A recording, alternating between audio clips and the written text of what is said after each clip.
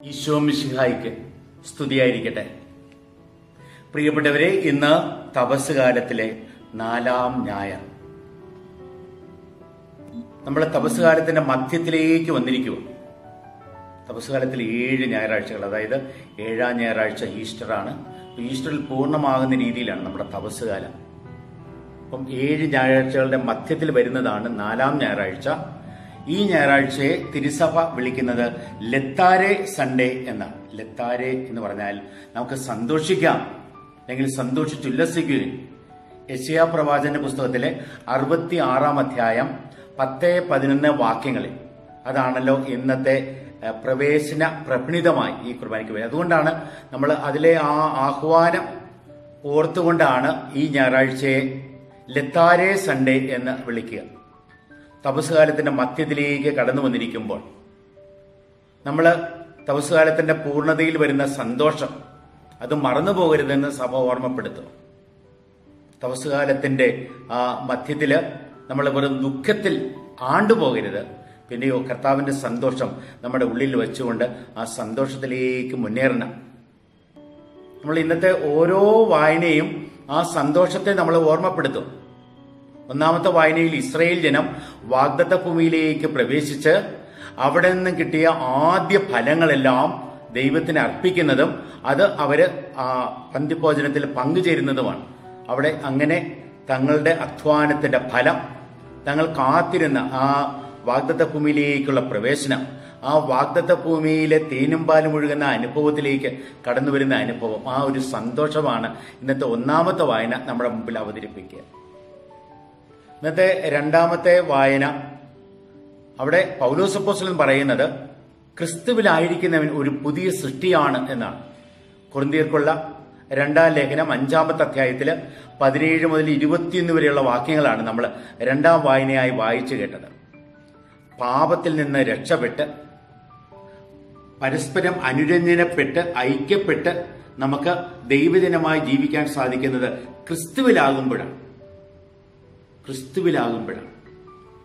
അപ്പം അവിടെ ഈ തപസ്സുകാലം ഒരു വിധത്തിൽ ക്രിസ്തുവിലാകുവാനുള്ള കാലഘട്ടമാണ്.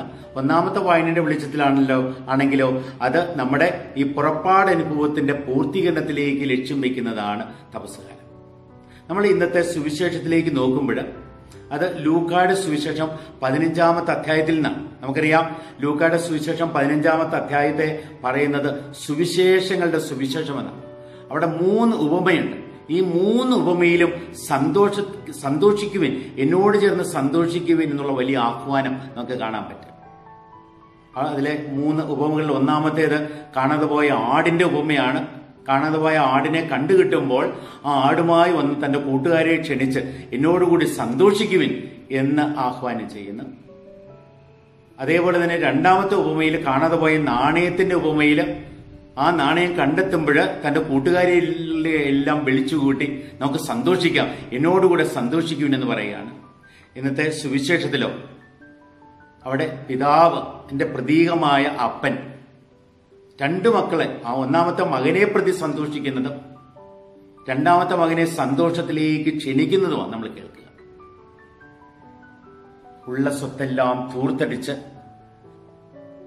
അവസാനം പന്നിക്കൂട്ടിലായി, പന്നി കിട്ടുന്ന തവിട് പോലും കിട്ടാത്തവണ്ണം അത്രമാത്രം അധപ്പതനത്തിലേക്ക് കടന്നു വന്ന ആ ഇളയ മകൻ തിരിച്ചു വന്നപ്പോഴോ ദാസനായെങ്കിലും സ്വീകരിക്കണമേ എന്ന് പറഞ്ഞ് കടന്നു വരുമ്പോൾ അവന്റെ ആ കുമ്പസാരം പോലും പൂർണ്ണമായും കേൾക്കാൻ തയ്യാറാകാതെ പിതാവ് അതിൽ സന്തോഷിച്ചുകൊണ്ട് ആ സന്തോഷം പ്രകടമാക്കാനായിട്ട് വലിയ സദ്യ അവിടെ ഒരുക്കുക. നമുക്ക് സന്തോഷിച്ചുല്ലസിക്കാം എന്ന് പറയുന്നു. മൂത്ത മകനോ ആ സന്തോഷമെല്ലാം കേൾക്കുമ്പോൾ അദ്ദേഹത്തിന് അത് വേണ്ടവണ്ണം ദഹിക്കുന്നില്ല. അവനെ പ്രതി, എന്റെ ഇളയ മകനെ പ്രതി സന്തോഷിക്കുന്നു. എനിക്കൊരു ആട്ടുംകുട്ടിയെ പോലും തന്നില്ലല്ലോ എന്ന് പറഞ്ഞ ഒരു കണക്ക് പറച്ചിൽ നമ്മൾ അവിടെ കാണും. പ്രിയപ്പെട്ടവരെ, നമ്മൾ ഇന്നത്തെ ആ വായനകളിലൂടെ മുന്നേറുമ്പോൾ ഈ ധൂർത്തപുത്രന്റെ ഉപമയെക്കുറിച്ച് പല പേരുകൾ അതിനെക്കുറിച്ച് പറയാറുണ്ട്. ധൂർത്തപുത്രന്റെ ഉപമ എന്ന് പറയും, അല്ലെങ്കിൽ സ്നേഹം തൂർത്തടിച്ച പിതാവിന്റെ ഉപമ എന്ന് പറയും, അല്ലെങ്കിൽ 2 സഹോദരന്മാരുടെ ഉപമ എന്ന് പറയും, അല്ലെങ്കിൽ അമ്മയില്ലാത്ത ഭവനത്തിന്റെ ഉപമ എന്നെല്ലാം പറയും. അമ്മ അവിടെ ഉണ്ടായിരുന്നുവെങ്കിൽ വലിയ വ്യത്യാസം വന്നേനെ എന്നൊക്കെ പറയാറുണ്ട്. ഒരു രൂപത്തിൽ നമുക്ക് നല്ലൊരു കുമ്പസാരത്തിന്റെ വഴികൾ വെളിപ്പെടുത്തുന്ന നല്ല ഉപമയാണ് ഈ ധൂർത്തപുത്രന്റെ ഉപമ. പാവങ്ങളെല്ലാം ക്രമമായി ഓർക്കുന്നത് സുബോധം വന്നു, അതിനെക്കുറിച്ച് പശ്ചാത്തപിക്കുന്നു, എന്നിട്ട് അവിടെ നിന്ന് എഴുന്നേൽക്കാനായിട്ട് തീരുമാനം ചെയ്യുന്നു, പിതാവിന്റെ ഭവനത്തിലേക്ക് കടന്നു വന്ന് ഏറ്റുപറയുവാൻ തയ്യാറാകുന്നു. അത് കഴിഞ്ഞു പിതാവിന്റെ മകനായി ജീവിക്കുവാൻ തയ്യാറാകുന്നു. അതാണ് പ്രായശ്ചിത്തം. അപ്പം നല്ല കുമ്പസാരം ചെയ്യാൻ വേണ്ട കാര്യങ്ങൾ ഓരോന്നും നന്നായി വെളിപ്പെടുത്തുന്ന ഉപമയാണ് ധൂർത്തപുത്രന്റെ ഉപമ. നന്നായി നമ്മൾ കുമ്പസാരിക്കണം. നമുക്ക് ഈ തപസ് കാലത്ത് നമ്മൾ പ്രധാനമായും ചെയ്യേണ്ട ഒരു കാര്യമാണ്. നമ്മൾ ധൂർത്തരായി പോയിട്ടുണ്ടാവും, സമ്പാദ്യങ്ങൾ നമ്മൾ മുടിച്ചു കളഞ്ഞിട്ടുണ്ടാവും, പന്നികളെ പോലും മേയ്ക്കുന്ന രീതിയിൽ നമ്മൾ അധപ്പതിച്ചു. ആ അവസ്ഥയിൽ നിന്നെല്ലാം വിമോചനം പ്രാപിച്ച് പിതാവിന്റെ പക്കലേക്ക് കടന്നു വന്ന് പിതാവിന്റെ കരുണ അനുഭവിക്കാൻ, പിതാവിന്റെ സ്നേഹം നുകർന്ന് പിതാവിന്റെ മകനായി ജീവിക്കുവാനായിട്ട് നമുക്ക് ലഭിക്കുന്ന വലിയ അവസരമാണ് തപസ്സുകാലം. നന്നായി ഹൃദയം തുറന്ന് നന്നായിട്ടൊന്ന് കുമ്പസാരിക്കാൻ തയ്യാറാവും. ഈ കുമ്പസാരം എന്നുള്ള കൂദാശയെ അനുരഞ്ജന കൂദാശ എന്ന് പറയും. ഈ കുമ്പസാരത്തിലെ പാപമോചനം മാത്രമല്ല, ഒരു വീണ്ടെടുപ്പും വീണ്ടുകെട്ടലും മാത്രമല്ല, നമുക്കുള്ളത് ഈ ബന്ധങ്ങളുടെ വലിയൊരു ക്രമീകരണമാണ്. നമ്മുടെ ബന്ധങ്ങളെല്ലാം നമുക്ക് ദൈവസ്നേഹത്താൽ, ദൈവത്തിന്റെ കരുണയാൽ നിറഞ്ഞ് പരിവർത്തനപ്പെടുത്തുവാനായിട്ട് നൽകപ്പെട്ട കാലഘട്ടമാണ് ഈ തപസ്സുകാലം. നമ്മൾ ആ ബന്ധങ്ങൾ, പ്രത്യേകിച്ച് നമ്മൾ ആ പിതാവ്, ഇളയ മകൻ, മൂത്ത മകൻ അവരുടെ സ്ഥാനത്ത് നിർത്തി ഒന്ന് ചിന്തിച്ചാൽ യഥാർത്ഥ ബന്ധം എങ്ങനെയായിരിക്കണം, നമ്മുടെ ബന്ധങ്ങൾ പാളിച്ചു വരാവുന്നത് എവിടെയാണ്, ആ രീതിയിൽ നമുക്കൊന്ന് തിരിച്ചറിയാനായിട്ട് സാധിക്കും. നമുക്ക് ആ ഇളയ മകന്റെ അവസ്ഥയൊന്ന് നോക്കുക.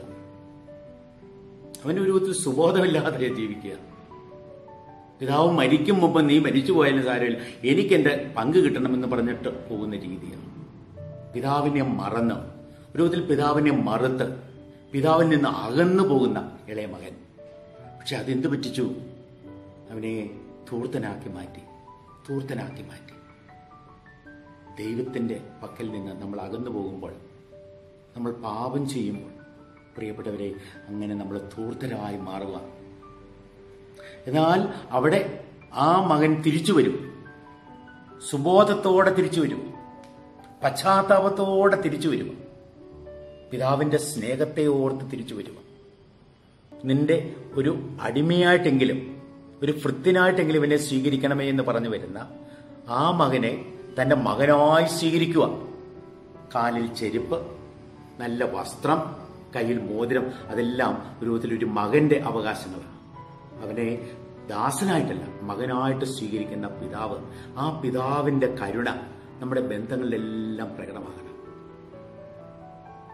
ആ പിതാവ് യജമാനത്വം കാണിക്കുന്നില്ല, ഇവനെ കുറ്റപ്പെടുത്തുന്നില്ല. അവൻ തിരിച്ചു വരുമ്പം അവന്റെ കുമ്പസാരം കേൾക്കാൻ പോലും ഒരു വിധത്തിൽ തയ്യാറാകുന്നില്ല. നിനക്കെതിരായി, ദൈവത്തിനെതിരായി ഞാൻ അപരാധം ചെയ്തു പോയി എന്ന് പുള്ളിക്കാരൻ നന്നായിട്ട് റിഹേഴ്സൽ നടത്തിയിട്ടാണ് പിതാവിന്റെ പക്കലേക്ക് വരിക.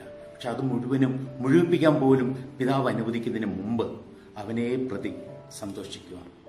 നഷ്ടപ്പെട്ടു പോയവനെ തിരിച്ചു കിട്ടിയ അനുഭവം, മരിച്ചുപോയവൻ ഉയർത്ത അനുഭവം, അതോർത്താണ് സന്തോഷം. പക്ഷെ ഇളയ മകന്റെ അവസ്ഥ പലപ്പോഴും നമ്മൾ സാധാരണ ചിന്തിക്കുന്ന ധൂർത്തപുത്രനെ പോലെ ആകല്ലേ എന്ന.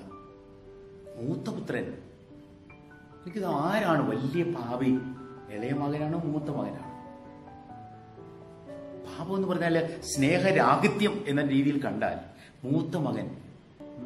കർത്താവ് ഈ ഫരീസിയരോടൊക്കെ പറയുക, കർത്താവ് പാപികളെയൊക്കെ സ്വീകരിക്കുന്നു എന്ന് കണ്ടിട്ട് അതിലെ അസൂയ കൊണ്ടും കർത്താവിനോട് വിരോധം വെച്ചുകൊണ്ട് അവർ സംസാരിക്കുമ്പോൾ അതിന് പ്രത്യുത്തരമായിട്ടാണ് കർത്താവ് ഈ ഉപമ പറയുന്നത്.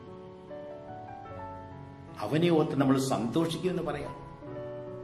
നമ്മൾ ഈ മൂത്ത മകനെ നോക്കുമ്പോഴുണ്ടല്ലോ, മൂത്ത മകൻ പിതാവിനെ പിതാവേ എന്ന് വിളിക്കുന്നില്ല. ഇളയ മകൻ വരുമ്പോഴുണ്ടല്ലോ പിതാവേ എന്ന് വിളിക്കുന്നുണ്ട്. നോക്കിയേ, സ്നേഹം. ധൂർത്തപുത്രൻ ധൂർത്തനായിട്ടും സ്നേഹിക്കാൻ മറന്നുപോയില്ല. മൂത്ത മകനോ കൂടെ ഉണ്ടായിരുന്നിട്ടും സ്നേഹിക്കാൻ മറന്നുപോയി. എന്നിട്ട് തന്റെ സഹോദരനെ, ഇത് എന്റെ സഹോദരൻ എന്നല്ല പറയുന്നത്, എന്റെ അനുജൻ എന്നല്ല പറയുന്നത്, നിന്റെ ഈ മകൻ എന്നാ പറയുക. സ്നേഹരാഹിത്യം, ബന്ധങ്ങളിൽ വലിയ പാളിച്ച വരുത്തുക. അതുമാത്രമല്ല, വീട്ടിലെ കാര്യം അന്വേഷിക്കുന്നത് അപ്പനോടോ സഹോദരനോടോ അല്ല, പിന്നെയോ ഭൃത്യനോട്. വൃത്തിന് എന്താ പറയുന്നേ? ദേ നിന്റെ മകൻ വന്ന്, നിന്റെ സഹോദരൻ വന്നു, അതിൽ പിതാവ് ഭയങ്കര ആഘോഷം നടത്തുക, കൊഴുത്ത കാളയെക്കട്ടെ പോലും കൊന്നു എന്ന് പറയാം. അതുപോലെ ബന്ധത്തിൽ വലിയൊരു പാളിച്ച വരുന്ന വേറൊരു കാര്യം കൂടിയുണ്ട്. അതറിയോ? ഒരു കണക്ക് പറച്ചില. പിതാവിന്റെ ഭവനത്തിൽ പിതാവിനോട് കൂടെ പിതാവിന്റെ ഇഷ്ടമെല്ലാം നിറവേറ്റി ആജ്ഞകളെല്ലാം അനുസരിച്ച് ജീവിച്ചിട്ടും ആ വീട്ടിൽ മകനായിട്ടല്ല ഇവൻ കഴിഞ്ഞത്. പിന്നെയോ ഒരു അടിമയെ പോലെ, ഒരു കൂലിക്കാരനായിട്ടാണ്. കണക്ക് പറച്ചില്. ഈ സഹോദരന് വേണ്ടി നീ കൊഴുത്ത കാളക്കുട്ടിയെ പോലും കൊന്നു, എന്നാൽ നിന്നോടുകൂടെ ഉണ്ടായിരുന്ന എനിക്ക് വേണ്ടി ഒരു ആട്ടിൻകുട്ടിയെ പോലും തന്നില്ലല്ലോ എന്നാ പറയുക. എന്റെ കൂട്ടുകാരോടുകൂടി ആനന്ദിക്കാനെന്നാ പറയുന്നത്. വീട്ടില് ആനന്ദിക്കാമെന്നല്ല പറയുന്നേ. മറ്റവനെ കുറിച്ച് കുറ്റം പറയുന്നുണ്ട്. അവൻ അവിടെ പോയി ഇങ്ങനെ തൂർത്തടിച്ചു എന്ന് പറയുന്നു, അവന്റെ കൂട്ടുകാരോടുകൂടി. പലപ്പോഴും നമ്മുടെ തെറ്റിനെ പോലും മറച്ചു വെച്ച് മറ്റുള്ളവരിൽ കുറ്റം ചാർത്തുന്ന മനോഭാവം, മറ്റുള്ളവരെ അംഗീകരിക്കാൻ തയ്യാറാകാത്ത മനോഭാവം, അസൂയ വരുന്ന മനോഭാവം, തള്ളിക്കളയുന്ന മനോഭാവം. പ്രിയപ്പെട്ടവരെ, നമ്മുടെ ബന്ധങ്ങളിൽ നിന്ന് അതെല്ലാം അങ്ങോട്ടൊന്ന് മാറ്റാൻ നമുക്ക്. നമ്മൾ തൂർത്ത മകനെ പോലെ ആകണം. എന്തിനാ? തിരിച്ചു വീഴുമ്പോഴുള്ളത്. മൂത്ത മകനെ പോലെ നമ്മൾ ആകണ്ട ഒരു വിധത്തിൽ. എന്നാൽ ആകണം, പിതാവിന്റെ കൂടെ പിതാവിന്റെ ഇഷ്ടമെല്ലാം നിറവേറ്റി ജീവിക്കണം. എന്നാൽ സ്നേഹരാഹിത്യത്തോടെ ജീവിക്കരുത്, കുറ്റം പറച്ചിലോടുകൂടി ജീവിക്കരുത്. നേരെ മറിച്ച് നമുക്ക് നമ്മുടെ പിതാവിനെ, ആ ഭവനത്തിലെ പിതാവിനെ അനുകരിക്കാം. മക്കളെ സ്നേഹിക്കുന്ന പിതാവ്, മക്കളെ കരുതുന്ന പിതാവ്, മക്കളോട് കാരണം കാണിക്കാൻ തയ്യാറാകുന്ന പിതാവ്. അധികാരത്തോടുകൂടിയല്ല, പിന്നെയോ സ്നേഹത്തോടെ, വാത്സല്യത്തോടെ പിതാവ് ഓടിച്ചെന്ന് കെട്ടിപ്പിടിക്കുന്ന അനുഭവമാണ്. പിതാവിന്റെ ഓടുന്ന ഉപമ എന്നും പറയാറുണ്ട് ഈ ധൂർത്തത്തിന്റെ ഉപമയെ. പ്രിയപ്പെട്ടവരെ, ഇന്ന് സന്തോഷത്തിന്റെ ദിനമാണ്. കർത്താവ് തരുന്ന സന്തോഷം, നമ്മളെ ദുഃഖിപ്പിക്കുന്ന എല്ലാത്തിൽ നിന്നും മോചനം പ്രാപിക്കണം നമുക്ക്. എന്നിട്ടോ ക്രിസ്തുവിൽ പുതിയ സൃഷ്ടികളായി ദൈവരാജ്യത്തിലേക്ക് മുന്നേറാൻ നമ്മൾ തയ്യാറാകണം. എന്നിട്ട് ഭക്ഷണത്തിന്റെ കാര്യം ഇവിടെ എല്ലാം പറയുന്നുണ്ട്. ഈ ദിവ്യകുർബാന ദൈവം നമുക്ക് വേണ്ടി ഒരുക്കുന്ന ദിവ്യകുർബാന, അത് നമ്മളോടുള്ള ദൈവത്തിന്റെ സ്നേഹം മാത്രമല്ല, നമ്മളോട് ചേർന്നുള്ള ദൈവത്തിന്റെ സന്തോഷവും പ്രകടമാക്കുന്ന ഓരോ ബലിയും അതൊരു കൃതജ്ഞതാബലിയാണ്. സ്നേഹം നിറഞ്ഞ, കരുണ നിറഞ്ഞ സന്തോഷത്തോടെ നമുക്ക് ഈ ബലി അർപ്പിക്കാം. നമ്മൾ തപസ്സുകാലത്തിന്റെ മധ്യം കടക്കുകയാണ്. പ്രിയപ്പെട്ടവരെ, നന്നായിട്ട് നമ്മൾ ഒരുങ്ങുന്നുണ്ട്. ഈശോയെടുത്ത പാപത്തിന് മരിച്ച് അവിടുത്തോടൊത്ത് ദൈവത്തിന് വേണ്ടി ഉയർത്ത് ആ പുതിയ ജീവിതത്തിലേക്ക്, ക്രിസ്തുവിൽ പുതിയ സൃഷ്ടിയായി മുന്നേറാൻ നാം ശ്രദ്ധ വയ്ക്കുന്നുണ്ട്. ക്രിസ്തുവിൽ പുതിയ സൃഷ്ടികളായി ജീവിക്കുവാൻ, എല്ലാവരോടും അനുരഞ്ജനപ്പെട്ട് ഐക്യപ്പെട്ട് ജീവിക്കുവാൻ, നന്മ ചെയ്ത് നന്മയുടെ അനുഭവത്തിൽ മുന്നേറുവാൻ ദൈവം നമ്മെ ഓരോരുത്തരെയും അനുഗ്രഹിക്കട്ടെ. എല്ലാവർക്കും എല്ലാ അനുഗ്രഹങ്ങളും ഹൃദയപൂർവ്വം ആശംസിക്കുന്നു.